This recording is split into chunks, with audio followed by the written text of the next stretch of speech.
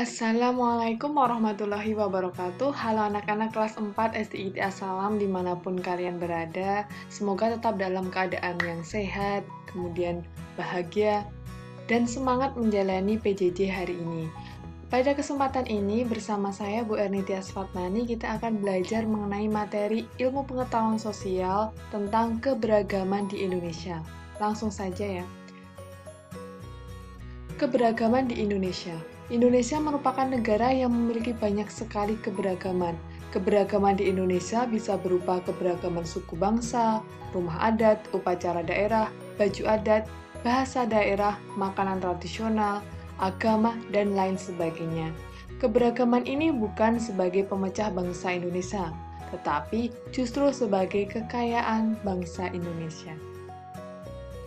Berbagai keberagaman di Indonesia. Yang pertama adalah suku bangsa. Nah, ini ada 34 provinsi di Indonesia berserta nama suku bangsanya. Nah, di sini Bu Erni akan beberapa suku bangsa saja yang kerap keluar di kelas 4. Yang pertama di suku Aceh, itu di Provinsi Aceh itu ada dua suku, yaitu suku Aceh dan suku Gayo yang kerap disinggung di kelas 4. Kemudian di Sumatera Utara yaitu suku Batak, Sumatera Barat itu suku Minangkabau, kemudian di Sumatera Selatan itu suku Palembang, kemudian langsung ke Pulau Jawa itu di Banten ada suku Baduy dan suku Sunda, kemudian di DKI Jakarta itu ada suku Betawi, di Jawa Barat itu ada suku Sunda, sedangkan di Jawa Tengah, DIY dan Jawa Timur itu ada satu suku yang sama yaitu berupa suku Jawa. Di Jawa Timur pula ada suku Madura, Osing maupun Tengger.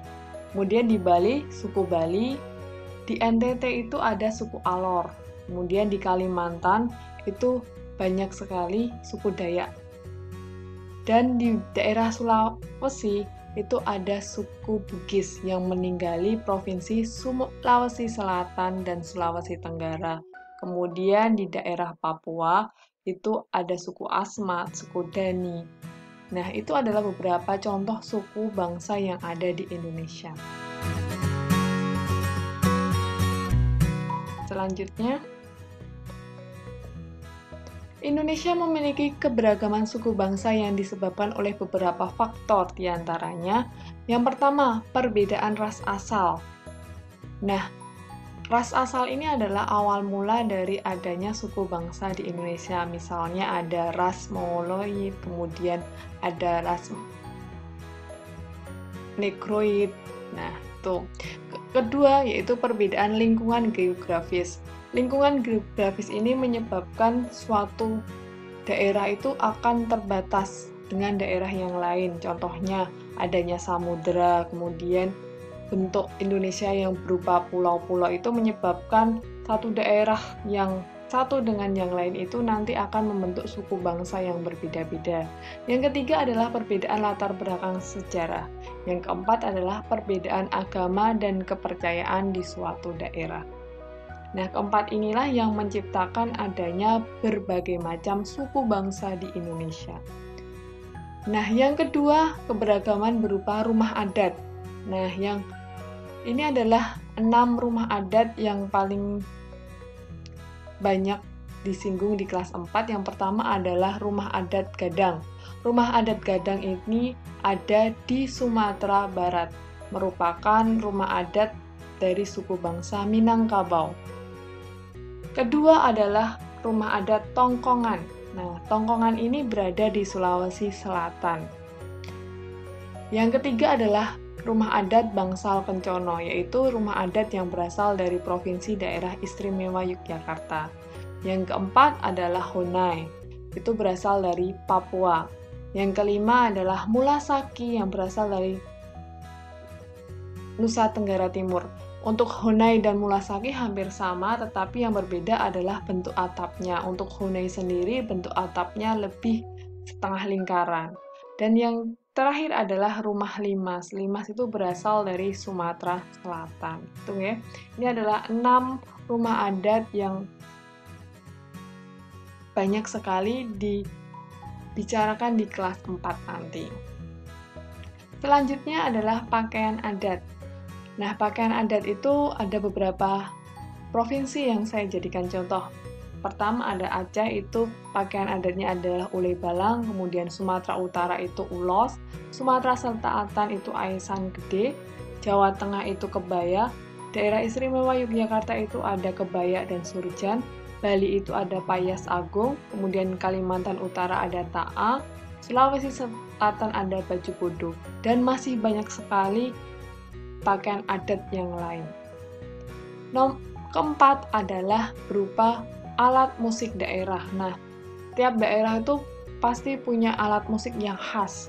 Misalnya, ada alat musik cengceng yang asli dari Bali, kemudian ada kecapi yang berasal dari Sulawesi Barat, kemudian ada gamelan yang berasal dari Jawa Barat, Jawa Tengah, kemudian ada pula sasando yang berasal dari NTT, kemudian kendang dari Jawa Timur, ada angklung dari Jawa Barat, kemudian tifa dari Papua, saluang dari Sumatera Barat, serunai dari Nusa Tenggara Barat, dan sampai dari Kalimantan Timur. Selain itu masih banyak sekali alat musik daerah dan asalnya, jadi tidak saya sebutkan semuanya. Selanjutnya yang kelima adalah tarian tradisional. Berikut adalah 9 tarian yang saya jadikan contoh. Yang pertama adalah tari tortor. Tari tortor itu berasal dari Sumatera Utara, merupakan tarian adat dari suku bangsa Batak. Kemudian yang kedua adalah tari piring, itu berasal dari Sumatera Barat. Ketiga adalah tari yapong yang asli dari DKI Jakarta. Keempat, tari gambyong yang asli dari Jawa Tengah. Yang kelima adalah tari reok Ponorogo, itu asalnya dari Jawa Timur.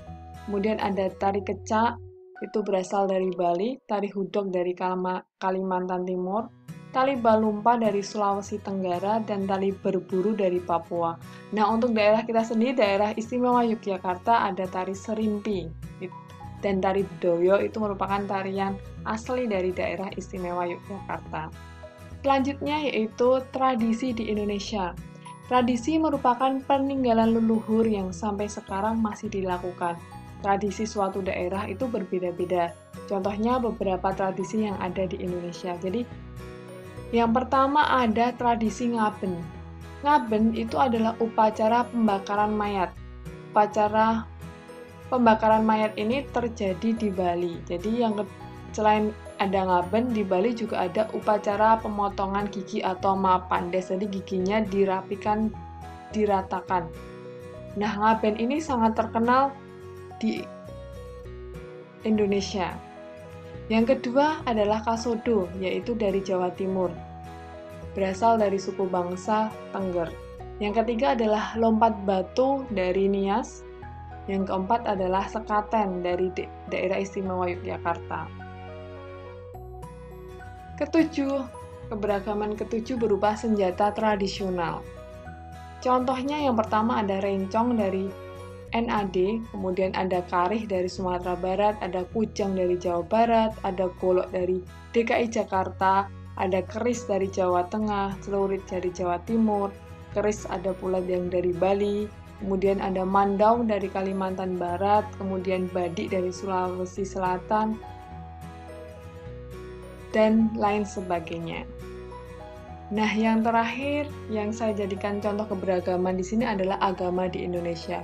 Agama di Indonesia itu ada 6 agama yang diakui di Indonesia, yaitu yang pertama adalah agama Islam. Agama Islam itu memiliki kitab suci berupa Al-Quran, dengan tempat ibadah yaitu masjid dan hari besar berupa Idul Fitri, Idul Adha, Tahun Baru Hijrah, Isra Miraj.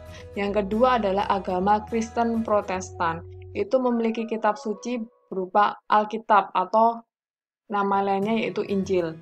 Hari besarnya berupa hari Natal, Jumat Agung, dan tempat ibadahnya adalah gereja. Yang ketiga adalah agama Katolik. Katolik ini hampir sama dengan Kristen, jadi kitab sucinya yaitu Alkitab atau Injil, kemudian hari besarnya juga sama, Natal, Jumat Agung, Paskah, kemudian tempat ibadahnya juga sama, yaitu gereja. Yang keempat, yaitu agama Hindu. Kitab suci agama Hindu adalah Weda. Hari besarnya berupa Hari Nyepi, Saraswati, Pagerosi, Kuningan, dan lain-lain. Kemudian tempat ibadahnya adalah di pura. Yang kelima adalah agama Buddha. Agama Buddha memiliki kitab suci berupa Tripitaka. Kemudian hari besar agama Buddha yaitu ada hari Waisak, Asada, dan Katina. Tempat ibadah agama Buddha yaitu di vihara atau boleh pakai wihara.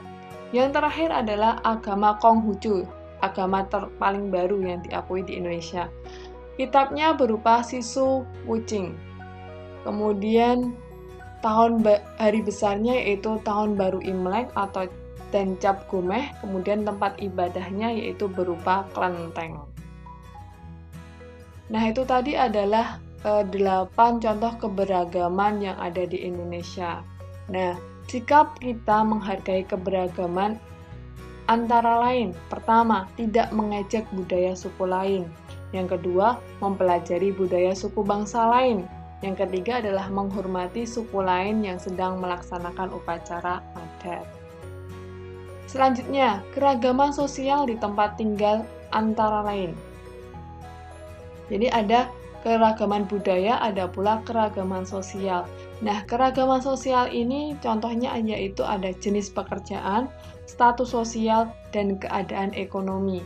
Keragaman sosial di Indonesia dipengaruhi oleh perbedaan geografis. Contohnya, mata pencaharian di desa berbeda dengan yang ada di kota.